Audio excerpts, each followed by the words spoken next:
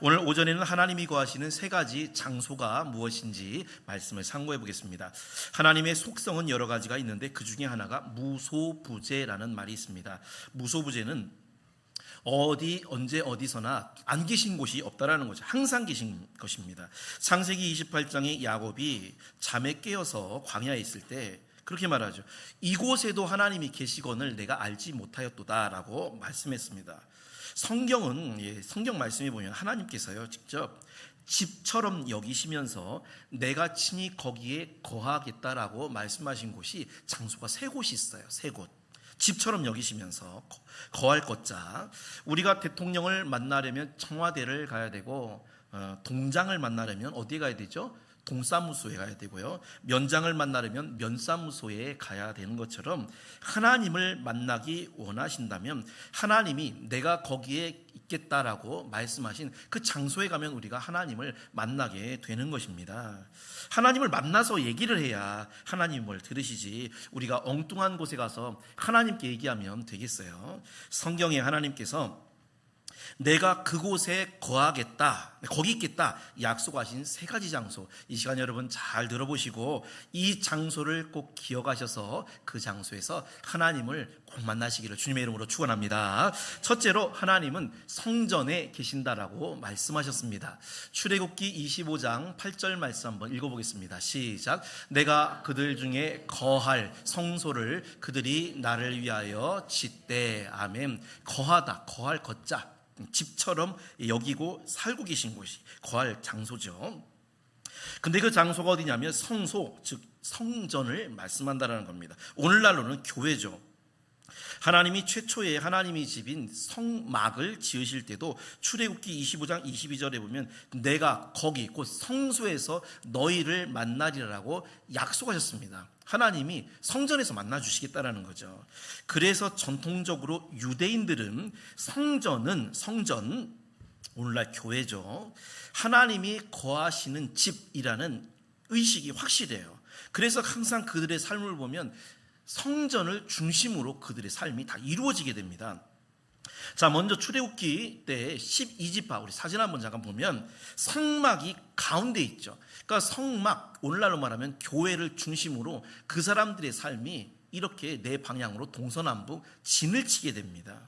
나중에 이 사람들이요 집을 지을 때도 지금도 마찬가지예요. 항상 이 사람들은 성전을 향하여서 집을 짓습니다. 우리로 말하면 남향이 좋다라고 하지만 이 사람들이 가장 좋은 집의 방향은 성전이 있는 방향으로 집을 짓는 거예요. 기도할 때도 성전을 향하여서 창문을 열고 기도를 했습니다. 다니엘이 그랬죠. 심지어 죽을 때에도 명당 자리, 소위 말하는 명당이죠. 성전이 잘 보이는 곳, 내 무덤이 성전을 향하여 있으면 거기가 가장 좋은 무덤 장소, 명당이라는 겁니다. 그런데 여러분, 유대인들이 이렇게 성전을 중심으로 성전을 집착하는 이유는 딱 하나입니다. 성경 말씀에 하나님께서 분명히 내가 거기에 성전에 거하겠다라고 약속을 하셔서 그런 겁니다. 대표적으로 여러분 기도도 성전에서 하는 것이 가장 좋습니다. 물론 이제 집에서 나는 집에서 기도한다. 물론 집에서도 기도해야 되죠. 왜냐하면 에베소서 6장의 말씀처럼 우리가 성령 안에서 무시로 기도하는 건 맞는 말이에요. 그러나 어쩔 수 없는 경우가 아니라면 하나님은 성전에서 기도하는 것을 기뻐하신다라는 것입니다. 그래서 집에서 하는 것과 성전에서 하는 것은요 정말 죄송하지만 어쩔 수 없을 때 외에는 하늘과 땅의 차이가 있어요. 자, 솔로몬 성전을 7년 동안이나 걸려가지고 건축을 이제 완공을 하게 됩니다. 성전 건축을 다 한 후에 열왕기상 8장에 보면 성전 제단 앞에 엎드려가지고 이 솔로몬이 7가지, 완전수죠, 7가지 기도를 드려요. 그리고 응답을 받게 됩니다. 하나님이 거하겠다라고 약속하신 성전에서 기도하면 7가지 응답이 있다라고 이제 나중에 여러분 집에 가셔서 열왕기상 8장을 한번 읽어보세요. 7가지 기도 제목이 나와요. 제가 솔로몬이 성전에서 기도한 것을 쉽게 이렇게 제가 읽어드릴 테니까 여러분이 지금 성전에서, 그러니까 솔로몬 성전에서 기도한다라고 생각하시고 아멘으로 하시기 바랍니다. 유튜브 보시는 분들도 아멘으로 하시면 좋겠어요. 아멘을 해야 이게 내 것이 되고 나에게 그대로 이루어지는 거예요. 자, 첫 번째 기도 아멘 하시기 바랍니다. 솔로몬이 이렇게 기도하죠. 이 성전에서 기도하는 것을 하늘에서도 똑같이 이루어 주십시오. 아멘. 여러분, 이 성전에서 기도하는 것 하늘에서 들으시고 똑같이 이루어질 줄 믿습니다. 두 번째 기도는 누구든지 죄가 있어도 성전에서 용서를 구하면 죄를 사하여 주옵소서. 우리가 죄가 있지만 성전에 나와서 이 용서를 구하면 하나님이 죄를 용서해 주시겠대요. 세 번째 기도, 전쟁에서 패하여 적국의 포로로 잡혀갈지라도 성전을 향해 기도하면 돌아오게 해 주옵소서. 우리는 지금 전쟁이 일어나서 포로로 잡혀가지 않겠지만 죄의 포로, 어떤 것 나쁜 것에 중독이 되었다는 건 우리가 포로로 잡혀간 거랑 똑같은 거예요. 그래서 성전에 와가지고 기도를 하면 우리가 거기서부터 해방이 될 수가 있는 거죠. 네 번째, 솔로몬이 이렇게 기도합니다. 성전에서 기도할 때 마땅히 행할 선한 길을 가르쳐 주옵소서. 길을 알려달라는 거예요. 이 세상에는 너무나 복잡하죠. 우리가 이렇게 가야 될지 저렇게 가야 될지 갈 바를 알지 못할 때 성전에 와가지고 기도하면 하나님이 이쪽으로 가라 저쪽으로 가라 알려주신다는 거예요. 다섯 번째, 솔로몬이 기도합니다. 성전에서 기도할 때 닫혔던 하늘의 문이 열려서 비를 내려 주옵소서. 우리도 기도하면요, 우리에게 닫혀있던 것, 그것이 하늘의 문이 열리게 되고 문제가 해결되는 것입니다. 여섯 번째, 어떤 재앙이나 전염병이 만약 창궐하면 성전에서 기도할 때 그것을 이기게 하옵소서. 우리가 코로나 때 힘들었죠. 근데 어떤 얘기를 들어보니까 앞으로 코로나보다 더 심한 그런 전염병이 이렇게 생길 가능성이 많다고 해요. 그런데 여러분이 성전만 멀리하지 않고 성전에서만 기도하면 반드시 그 질병도 우리가 이길 수 있음을 믿습니다. 그리고 마지막으로 일곱 번째, 솔로몬이 뭐라고 기도하냐면 심지어 자격 없는 이방인, 오늘날로 말하면 불신자조차도 성전에 와서 기도하면 하늘에서 들으시고 응답해 주옵소서. 하나님을 안 믿는 불신자가요, 그냥 근데 마음이 좀 그래서 교회에 그냥 한번 들어와가지고 막연히 하나님이 계시다면 뭐 이런 문제가 있는데 한번 좀 응답해 주세요. 이것조차도 불신자인데 응답을 해 주시겠다라고 약속하셨다는 겁니다. 여러분, 성전에서 여러분이 기도할 때 이런 솔로몬의 7가지의 기도 제목이 우리 성도님들에게 꼭 이루어지시기를 축원합니다.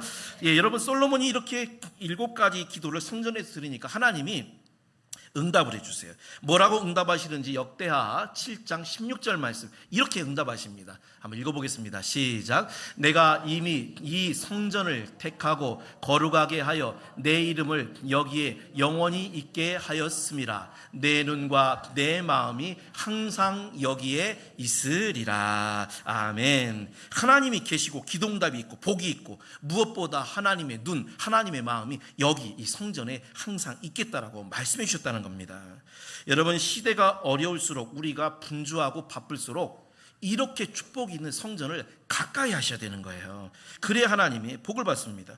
심지어는 시편 81편 10절에 보면 악인의 장막에 거하는 것보다 내 하나님 성전에 문지기로 있는 것이 나는 더 좋다라고 고백할 정도입니다.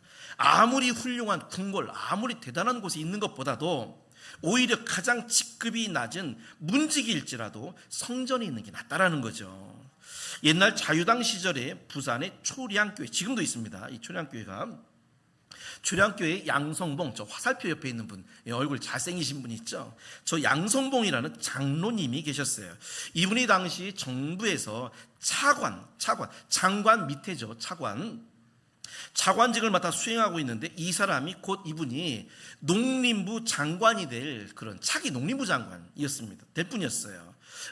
지금과 다르게 그 자유당 시절에는 우리나라의 기반 시설이 다 농업이었잖아요. 그래서 장관 중에서 소위 말하는 가장 끝발이 있는 장관이 뭐였냐면 농림부 장관이었어요. 농림부 장관, 농사를 맡는 거. 그런 분이었습니다. 그런데 국회에서는 기독교를 싫어하는 사람이, 뭐 불교를 다니는 사람도 있고 다른 뭐 종교 믿는 사람도 있었을 거 아니에요.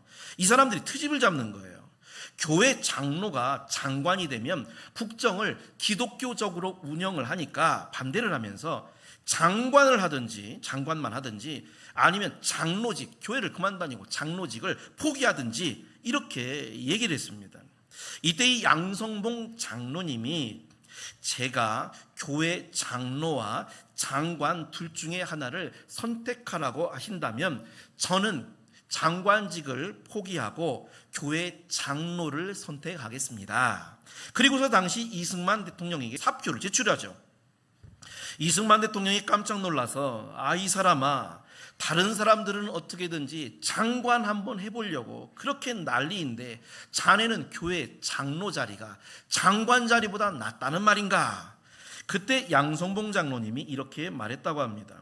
각하, 저는 지금 교회 장로이며 교회 주일학교 교사로 있습니다.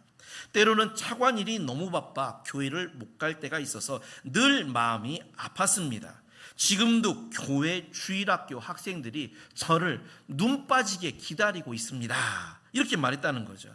그러자 이승만 대통령이 감탄을 하면서 그러면 이왕에 가는 건 나를 위해 기도나 한번 해주고 가시게. 그래서 대통령을 위해 기도를 해주고 부산에 내려가는 열차를 타고 오게 됩니다. 이 양성봉 장로님이 부산역에 도착했을 때 역 광장에 초량교회 성도들과 전보를 듣고 온 거죠. 듣는 거죠. 주일학교 학생들이 이 장로님을 얼마나 좋아했는지, 선생님이니까 학생들이 마중을 나와가지고 꽃다발을 주면서 우리 장로님 만세 만세 이렇게 환영을 해주는데, 이 장로님 표현으로는 마치 천국에 있는 천사들이 자기를 환영해 주는 것 같더라, 이렇게 표현을 했어요. 그리고 얼마 후에 4.19 혁명이 일어나서 이승만 대통령과 모든 장관들이 다 그 자리에서 물러나게 됩니다. 이때 양 장로님은 이 장관직보다 교회 장로와 주일학교 교사의 그것을 선택했기 때문에 불명예를 피하게 된 거죠. 그리고 얼마나 하나님께서 그 자녀들을 축복해 줬는지 이 장로님의 자녀들이 나라에 아주 큰 인물이 되는 축복을 받았다고 합니다.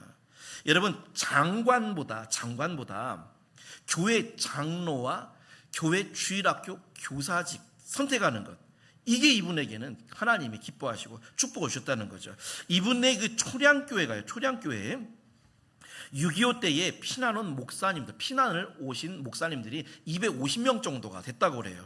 그런데 이 초량교회에서, 다른 교회가 아니라 이 초량교회에서 교회 성도들이 얼마나 착한지 자기들이 갖고 있던 폐물, 반지 이런 것들을, 가재도구를 다 팔아가지고 그 돈으로 그 6.25 기간 내내 주먹밥을 해가지고 그 목사님들을 먹이고 보살폈대요.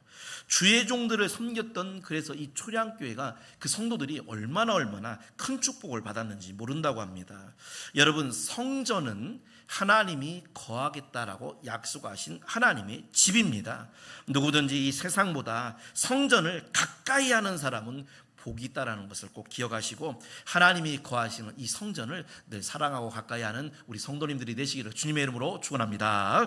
두 번째, 하나님이 거하시는 두 번째 장소, 진정한 찬송 가운데 하나님이 거하신다 말씀하셨습니다.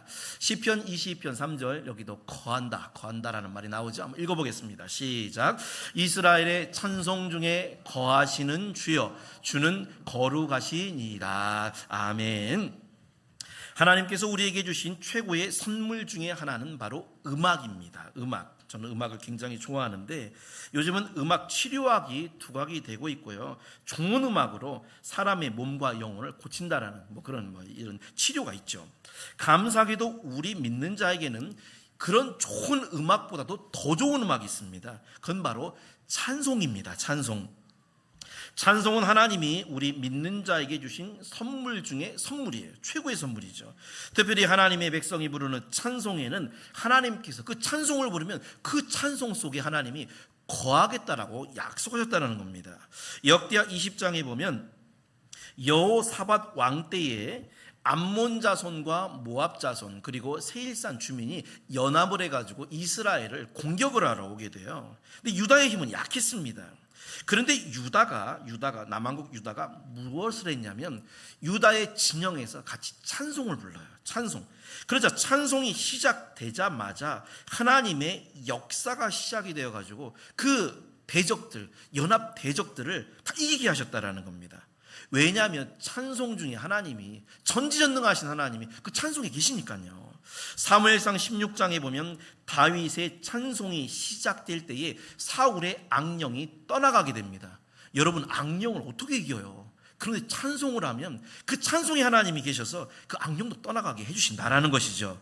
사도행전 16장에 보면 바울과 실라가 찬송하니까 단단히 이 갇혀있던 옥문이 열리는 기적이 시작이 됩니다. 우리도 마찬가지로 여러분, 하나님의 도움이 나는 정말 필요합니다, 정말 필요합니다 할 때 찬송을 하시기를 축원합니다. 우리가 진정한 마음으로 찬송을 하면 그 찬송에 거하시는 하나님의 역사가 되는 거예요. 다윗은 시편 119편 164절에 주의 의로운 규례로 말미암아 내가 하루에 7번씩 주를 찬양하리이다 그랬습니다. 다윗에게 하나님이 역사를 많이 하시잖아요. 기적도 일어나고요, 승리하게 하고요. 그 이유가 있어요. 그것은 다윗이 하루에 최소 7번 이상을 찬양했기 때문입니다. 찬양을 하니까 하나님이 그 찬송에 거해 주셨기 때문이죠.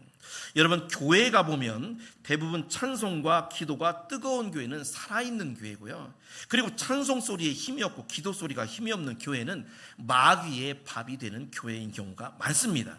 그래서 우리가 비록 못 부를지라도, 우리가 음악에 달란트가 없어도 찬송을 열심히 해야 됩니다.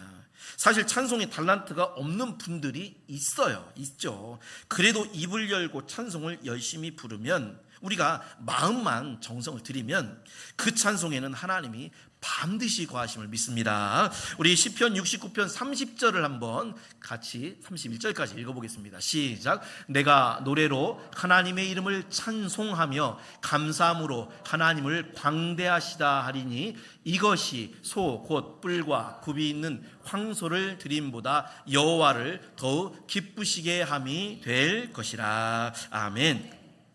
분명히 목소리가 좋고 찬송 실력이 좋은 그런 찬송이 아니라 그저 감사함으로, 감사한 마음을 담은 그 찬송을 기뻐하시고 그 찬송 가운데 하나님이 거하시겠다라는 것입니다. 옛날 중세시대에 한 수도원이 있었습니다. 수도원. 하루는 그 수도원에 이제 교황이면 그 당시에 유럽을 지배하던 왕들보다도 더 높은 사람이죠. 이 교황의 방문이 예정이 되어 있었어요. 수도원은 교황을 맞이할 준비를 하느라고 이렇게 분주했는데, 만약에 교황의 마음에만 이 수도원이 들게 되면 재정적으로 큰 후원을 받게 되고, 또 교황이 방문하여서 함께 예배를 드린 장소다, 수도원의 명성이 높아지게 되는 거죠. 그래서 수도원장은 교황을 모시고 드릴 예배, 교황이 이제 예배를 드리니까 와서 특별히 신경을 썼는데, 특별히 수도원의 성가대, 아주 자랑스러운 성가대를 열심히 연습을 시켰어요. 교황의 마음에 들기 위해서. 자, 그런데 이 문제가 하나 있었는데, 그 수도원에는 한 명의 수도사가 있었는데, 이 수도사는 정말 사람이 듣지 못할 정도의 음치였다고 합니다. 음치. 수도원장은 혹시라도 이 음치 수도사가 예배 때 같이 찬송을 불러서 예배를 망칠까봐 그 수도사를 불러가지고 말했습니다. 너는 교황 폐하께서 오시는 날 예배 중에 절대 찬송을 따라하거나 입을 벌려 목소리를 내어서는 안 된다, 명령을 했습니다. 드디어 교황이 오고 이제 은혜로운 예배가 시작된 거죠. 성가대 아름다운 찬송이 울려 퍼지는 순간 그 은혜로운 분위기에 압도가 돼가지고 그 음치 수도사가 자기도 모르게 크게 찬송을, 음정박자도 하나도 안 맞는데 찬송을 부르고 만 거예요. 따라 불렀어요. 그 순간 정말 들어보지 못한 기괴한 목소리의 찬송에 예배 분위기가 엉망이 되고 교황도 깜짝 놀란 그런 눈치였습니다. 예배가 간신히 끝난 후에 화가 단단히 난 이 수도원장이 음치 수도사를 불러서 말했습니다. 너는 내가 명령한 것을 지키지 않고 찬송을 따라 불러 예배를 망쳤다. 그러니 너는 지금부터 한 달 동안 수도원에서 가장 허름한 음식을 먹고 잠도 마룻바닥에서 자라. 침대가 아니라 마룻바닥 딱딱한 데서 자라는 거죠. 벌을 내렸어요. 자, 그날 밤 수도원장이 꿈을 꾸는데 예수님께서 그 꿈에 나타나셔서 말씀하셨습니다. 수도원장아, 천국에서는 지상에서 부르는 하나님의 자녀의 찬송 소리가 매일 들려온다. 우리가 부른 찬송 소리도 들렸겠네요, 그죠? 어느 날부터인가 천국에서는 목소리는 아름답지 않지만 진정한 감사와 영광이 담겨있는 찬송이 들려왔고, 하나님과 우리 모두는 그 찬송 소리에 너무나 기뻐하였다. 그런데도 너는 하나님께서 가장 기뻐하시는 그 찬송을 금지시키고 가장 허름한 음식에 잠도 마룻바닥에서 자게 하였다.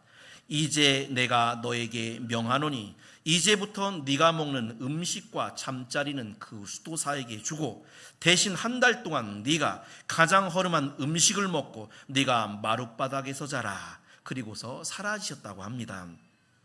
수도원장은 주님의 명령에 따랐고, 그 뒤로 수도원에서는 노래를 잘 부르든 노래를 못 부르든 그 누구도 감히 찬송하는 것을 금지시킨 일이 없었다고 합니다. 여러분, 노래를 잘 부르고 못 부르고가 무엇이 중요하겠어요?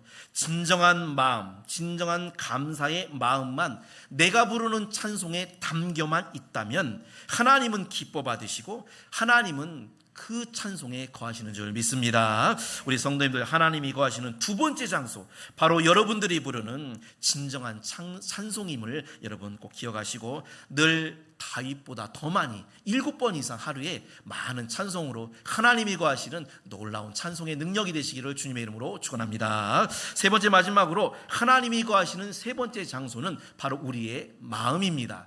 고린도전서 3장 16절 말씀 읽어보겠습니다. 시작. 너희가 하나님의 성전인 것과 하나님의 성령이 너희 안에 거하시는 것을 알지 못하느뇨. 아멘. 세 번째, 거하시는 것, 바로 우리 마음이죠. 누구든지 십자가의 예수 그리스도를 믿고 마음으로 믿어 입으로 시인하고 모신 자는 그 안에 이것을 성전으로 만들어 주셔서 하나님의 성령이 거하여 주시겠다, 이렇게 말씀하셨다는 겁니다. 제가 예전에 신문에서 보석 전문가의 글을 읽은 적이 있는데, 보석마다 다 효능이 이렇게 있다고 합니다. 효능. 진주, 오늘 우리 교회에도 진주 지금 차고 오신 분들이 몇 분 계시더라고요.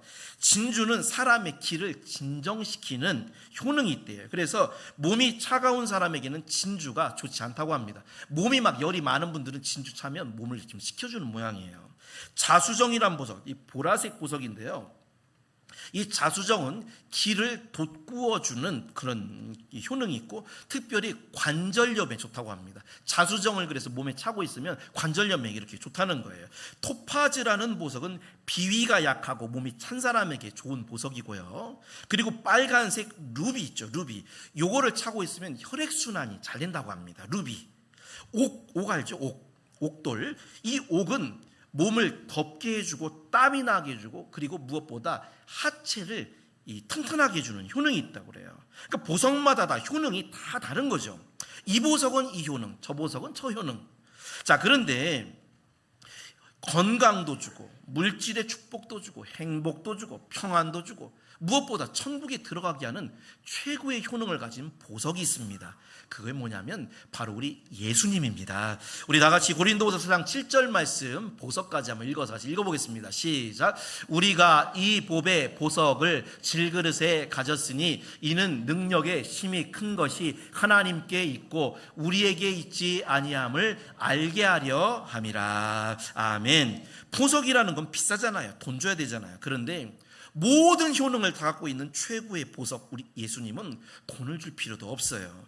그저 우리가 예수님의 십자가를 믿고 마음으로 믿어서, 그리고 영접만 한다면 우리 속에 귀한 보석이신 예수님이 들어와 거하신다라는 것입니다. 문제는 처음에 우리 속에 주님이, 하나님이 거하시면 우리가 불편할 수가 있어요. 왜냐하면 나의 옛사람인 육신과 또 예수님 성령이, 이게 갈등이 있을 수가 있어요. 나의 옛날 말투, 행동, 생각, 주님의 성령과 갈등이 있죠. 갈라디아서 5장 17절에 보면 육체의 소욕은 성령을 거스리고 성령은 육체를 거스리나니 이 둘이 서로 대적하여 너희의 원하는 말을 하지 않게 못하게 하렴이라고 말씀했습니다. 굉장히 갈등이 있어요. 이 속에 있는 성령이 불편하게 하시죠. 자, 그런데 시간이 지나게 되면 성령, 우리 속에 거하시는 보석과 같은 이 성령이 거하신다는 게 우리 삶에, 우리 생활에 얼마나 큰 행복인지를 알게 된다는 것입니다. 기쁨이죠. 어떤 목사님의 딸이 시집을 가서 아이를 낳았는데 사는 게 너무 힘들어서 고생을 하게 됩니다. 그러니까 사위가 생활력이 좀 없었던 모양이죠. 그래서 그 목사님이 이제 안쓰러우니까 딸에게 그렇게 힘들면 아버지 집에 들어와서 살아라. 손녀도 우리가 봐줄게. 그래서 딸과 사위와 손녀가 이제 이 목사님 집에, 아버지 집에 와가지고 살게 됩니다. 그런데 목사님이 얼마 안 가가지고 크게 후회를 했대요. 왜냐하면 이 어린아기 손녀를 돌본다는 게 얼마나 힘든 건지, 잠도 수시로 깨야 되죠. 항상 붙어 있어야 되죠. 이 아버지 목사님은 아니 내가 왜 그런 말을 해서 사서 고생을 하나, 이렇게 후회가 되더랍니다. 자, 그런데 그 기간이 지나고 시간이 지나니까 바뀌었대요. 이제는 그 손녀 아기가 없으면 이분 표현으로는 못 살 것 같더랍니다. 한 번은 딸이 손녀를 데리고 시집에 이제 며칠 간 거예요. 아빠 엄마 쉬라고. 또 이분 표현으로는 뭐라고 하냐면 그 손녀딸이 너무 보고 싶어서 죽을 것 같더라는 거예요. 없으면 못 살 것 같다. 그 아기가 없으면 못 살 것 같대요. 이제는. 여러분, 우리가 처음에 예수님을 믿고 성령이 제대로 우리 속에 성전을 삼으시고 거하게 되시면 우리도 이거랑 똑같아요. 처음에는 불편해요. 예전에 했던 말들, 내가 또 실수했네, 이런 행동들, 이거 하나님이 기뻐하지 않으실 텐데, 이런 생각들, 예수님의 성령에 맞춰야 되는 것이 힘들고 불편할 수가 있습니다. 그런데 이 기간을 조금 넘어가면 우리 속에 계신 성령과 내가 진심으로 교제가 있잖아요. 그러면 이제는 내 속에 하나님이 안 계시면 나는 못 살 것 같아, 하나님 없이 나는 못 살아, 이렇게 된다라는 것입니다. 그래서 여러분, 이 다윗이 시편 50편 10절에 그러죠. 주의 성령을 내게서 거두지 마옵소서. 이 다윗은요, 하나님의 성령이 안 계신 것이 얼마나 힘들고 어려운 걸 알았어요. 그래서 성령을 거둬가지 마십시오, 이렇게 간절히 호소했다라는 거죠. 우리가 잠시 후에 부를 찬송가 90장 1절에 보면 주 예수 내가 알기 전 먼저 날 사랑했네. 주 내 마음에 늘 계시고 나 주와 함께 있어. 주 내 마음에 성전을 삼고 늘 계시고 나와 함께 있다라는 것. 여러분, 하나님이 거하겠다라고 약속하신 세 번째 장소는 바로 우리 성도님들의 성전과 같은 마음임을 믿으시기를 주님의 이름으로 축원합니다. 결론적으로 높고 높은 하늘의 보좌에 계신 전지전능하신 하나님께서 이 땅에 우리 인생들과 함께 거하여 주시겠다 약속하신 장소가 세 곳이 있습니다. 이곳에는 항상 하나님이 계십니다. 여러분, 이곳에 가시면 하나님 만나고요, 하나님께 기도하셔서 응답받으시면 되는 거예요. 첫째는 하나님의 집인 성전, 교회가 하나님이 거하시는 장소입니다. 우리는 자고로 하나님이 거하시는 성전, 교회를 자주자주 가까이 해야 복이 있는 줄 믿습니다. 두 번째, 하나님이 거하시는 곳, 신자의 진정한 찬송 가운데 거하신다라고 약속하셨습니다. 감사의 찬송은 여러분이 당하는 모든 어려움을 다 이길 수 있는 능력의 하나님이 거하시는 장소입니다. 세 번째, 마지막으로 하나님이 거하시는 곳, 바로 우리의 마음입니다. 누구든지 십자가의 그리스도를 마음에 모신 사람은 바로 이 마음 자체가 성전이 된다는 것을 믿으시고, 거룩하신 하나님이 거하시는 성전인 교회, 우리의 찬송, 우리의 마음, 하나님을 잘 모셔서 하나님의 능력을 힘입고 승리하는 우리 인동교회 모든 성도들이 되시기를 주님의 이름으로 축원드립니다.